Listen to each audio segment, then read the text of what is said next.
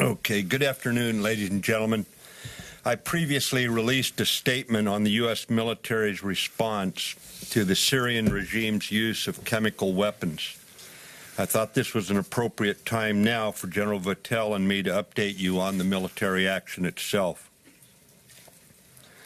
Last Tuesday, on the 4th of April, the Syrian regime attacked its own people using chemical weapons.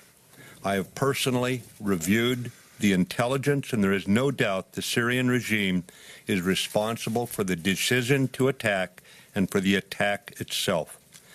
In response to the attack, our government began a deliberate process led by the National Security Council to recommend diplomatic and military options to the President. We met over several days, and I spoke with some of our allies. The National Security Council considered the near century-old international prohibition against the use of chemical weapons, the Syrian regime's repeated violations of that international law, and the inexplicably ruthless murders the regime had committed. We determined that a measured military response could best deter the regime from doing this again. As always, we examined how best to avoid civilian casualties in the execution of the strike, and our actions were successful.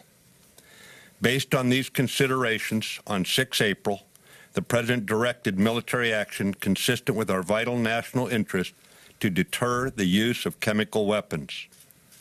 This military action demonstrates the United States will not passively stand by while Assad blithely ignores international law and employs chemical weapons he had declared destroyed.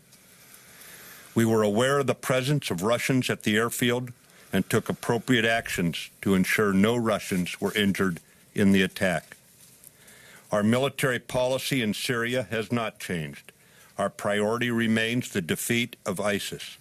ISIS represents a clear and present danger, an immediate threat to Europe, and ultimately a threat to the United States homeland.